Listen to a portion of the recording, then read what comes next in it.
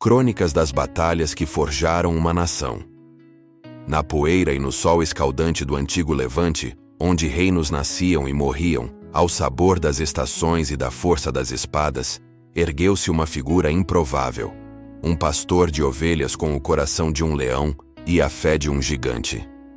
Esta não é apenas a história de Davi, o rei poeta de Israel. É a crônica sangrenta e gloriosa de suas batalhas, uma saga militar que transformou um aglomerado de tribos dispersas em um império temido e respeitado. Das colinas da Judéia aos vales do Eufrates, acompanharemos a ascensão de um gênio tático, a fúria de seus lendários guerreiros e a forja de uma nação no calor incandescente do combate. Esta é a história de como a harpa deu lugar à espada e como o pastor se tornou o conquistador. E se você está gostando desse conteúdo, dê o seu like, se inscreva no canal e compartilhe para continuar recebendo conteúdos como esse. A carreira militar de Davi começou não com um exército, mas com um único ato de fé e coragem que ecoaria por milênios. 1. O duelo no Vale de Elá. C. 1025 a.C. A morte de Golias. Antes de comandar exércitos, Davi precisou provar seu valor.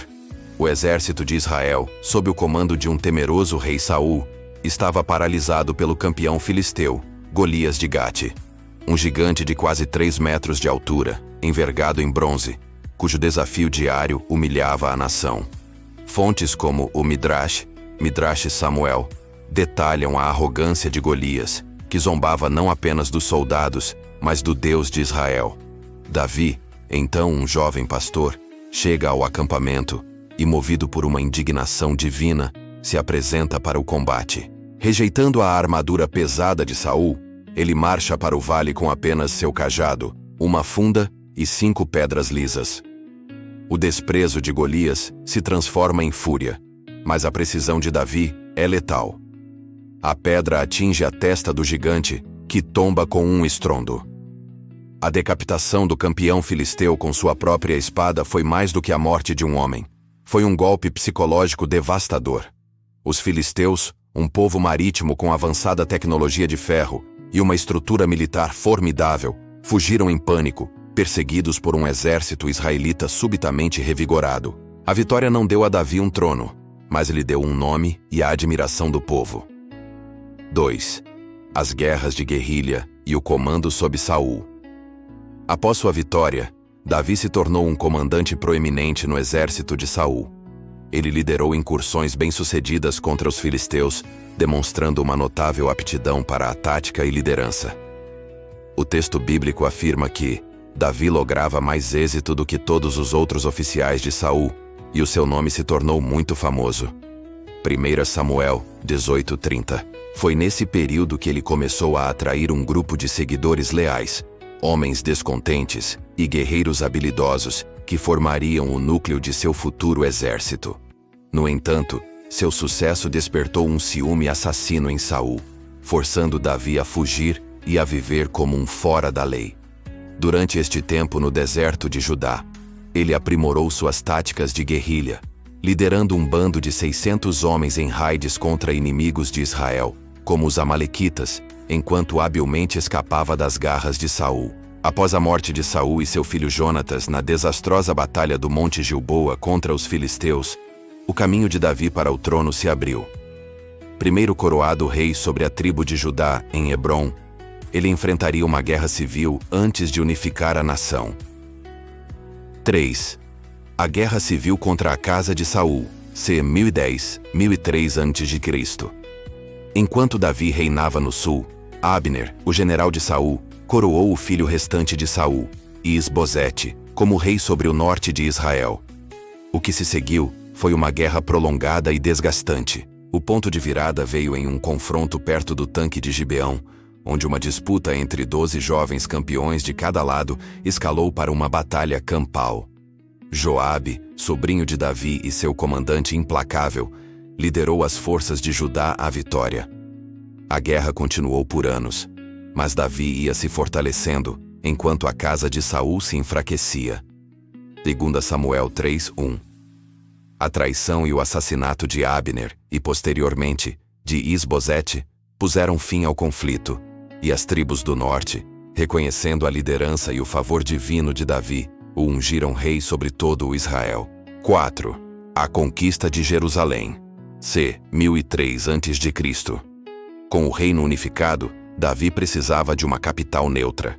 Sua escolha foi a fortaleza de Jebus, Jerusalém, uma cidade cananeia que até então se mostrara impenetrável, aninhada nas montanhas entre os territórios de Judá e Benjamim. Os jebuseus, descendentes dos habitantes originais de Canaã, zombaram de Davi, dizendo que até os cegos e os aleijados poderiam defendê-la. A tradição judaica, encontrada em textos como o Midrash, sugere que a cidade era protegida não apenas por suas muralhas, mas por ídolos que representavam os juramentos feitos por Abraão e os reis locais. Davi superou isso através de uma manobra audaciosa. Joabe liderou um grupo de elite através de um túnel de água, o Tessinor, emergindo dentro da cidade e abrindo os portões. A conquista de Jerusalém foi um golpe de mestre estratégico, dando a Davi uma capital política, e ao trazer a Arca da Aliança, também espiritual. Com o reino seguro e uma capital estabelecida, Davi iniciou uma série de campanhas militares agressivas que expandiram as fronteiras de Israel a um nível nunca antes visto. 5. Subjugação final dos filisteus. C. 1000 a.C. Os filisteus, vendo a crescente ameaça de um Israel unificado, lançaram 2 grandes ataques contra Davi em sua nova capital. Em ambas as ocasiões, no vale de Refaim, Davi os derrotou decisivamente. Ele os perseguiu até sua própria terra, conquistando a cidade-chave de Gate, mencionada como Meteg-Amá, e subjugando-os permanentemente, encerrando a ameaça que pairava sobre Israel por séculos. Foi nesta campanha que seus valentes se destacaram. Homens como Josebe-Basebete, que brandiu sua lança contra 800 homens e os matou de uma só vez, e Eleazar, que lutou até sua mão ficar grudada na espada. 6. A guerra contra Moabe e Amon. C. 995 a.C. A leste, Davi voltou sua atenção para Moabe. A Bíblia relata uma campanha brutal, onde 2/3 da população masculina foram executados. A razão para tal severidade não é clara, mas algumas tradições judaicas sugerem uma traição moabita contra a família de Davi, que havia buscado refúgio lá durante sua fuga de Saul. Os moabitas, descendentes de Ló, foram transformados em um estado vassalo, pagando pesado tributo. Pouco depois, uma ofensa diplomática do rei amonita Hanum, que humilhou os embaixadores de Davi, desencadeou uma guerra em grande escala.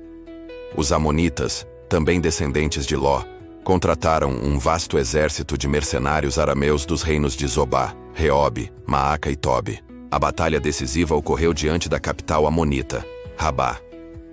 Joabe, em uma demonstração de brilhantismo tático, dividiu seu exército. Ele enfrentou os arameus no campo aberto, enquanto seu irmão Abisai sitiava os amonitas na cidade. A vitória foi completa, e os arameus fugiram. 7. A Guerra Arameia. O confronto com Hadadezer, que 994 a.C.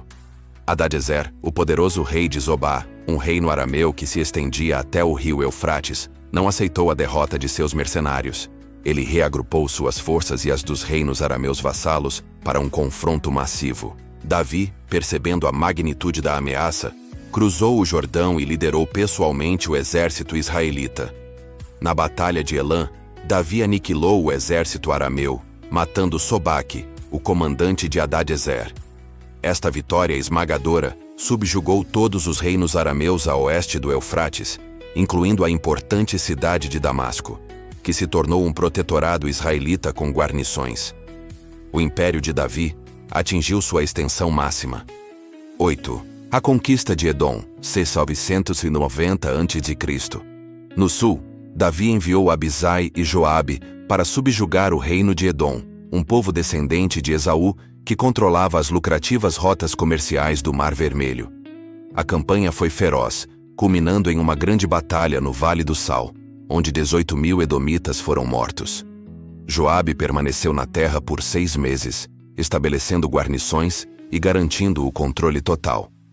Edom se tornou uma província de Israel, fornecendo uma vasta riqueza ao tesouro real.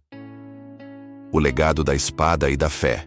As guerras de Davi foram marcadas por uma combinação de fé inabalável, genialidade estratégica, brutalidade calculada e a lealdade de guerreiros lendários. Ele não foi apenas um rei que venceu batalhas. Ele foi um comandante que entendeu o terreno, a psicologia do inimigo e a importância de ações decisivas. De um reino tribal ameaçado de extinção, Davi forjou, através do fogo e do aço, um império que dominou a região. Ele pacificou as fronteiras, subjugou inimigos históricos e estabeleceu uma era de segurança e prosperidade sem precedentes, conhecida como a Idade de Ouro de Israel. Seu legado militar é complexo. As campanhas foram muitas vezes sangrentas, refletindo a crueldade da guerra antiga. No entanto, para o povo de Israel, elas representaram a mão de Deus cumprindo suas promessas. Davi, o pastor que matou um gigante, tornou-se o rei que construiu um império, não apenas com a sabedoria de seus salmos, mas com a afiada lâmina de sua espada, deixando um reino seguro e unificado para seu filho Salomão herdar. Sua história militar permanece como um testemunho poderoso de como a coragem de um homem pode mudar o destino de uma nação para sempre.